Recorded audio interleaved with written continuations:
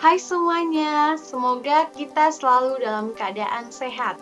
Nah, dalam video kali ini saya akan berbagi sedikit ilmu mengenai rute pemberian obat secara intravaskular dan ekstravaskular.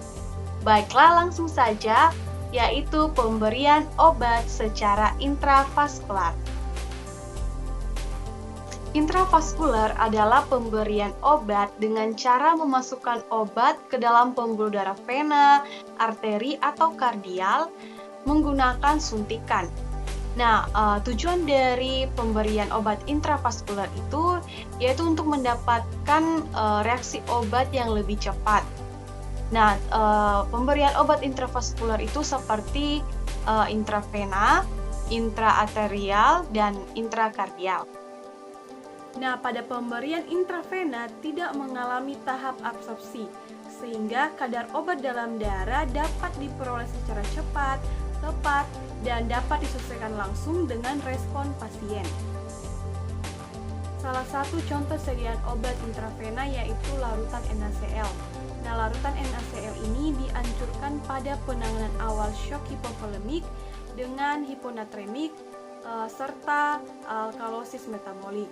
Nah, cairan NaCl ini berisi sodium klorida beserta air untuk injeksi. Pada kasus gadar, biasanya cairan ini digunakan untuk penanganan dan perawatan pada luka.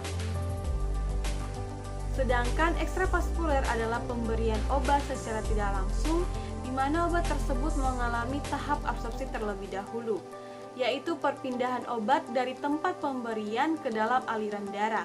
Contoh pemberian ekstravaskuler yaitu oral, intramuskular, inhalasi, subkutan, dan lain-lain.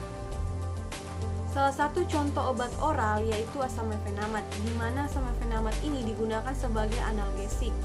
Indikasi dari asam mefenamat yaitu nyeri ringan sampai nyeri sedang, termasuk sakit gigi, sakit kepala, nyeri otot, nyeri karena trauma, ataupun nyeri pasca operasi. Pada pemberian obat secara intramuskular, di mana kelarutan obat dalam air menentukan kecepatan dan kelengkapan absorpsi. Pemberian obat secara subkutan hanya dapat digunakan untuk obat yang tidak menyebabkan iritasi jaringan. Absorpsi biasanya terjadi secara lambat dan konstan sehingga efeknya bertahan lama. Nah, itulah tadi sedikit penjelasan yang dapat saya bagikan mengenai pemberian obat secara intravaskular dan ekstravaskular.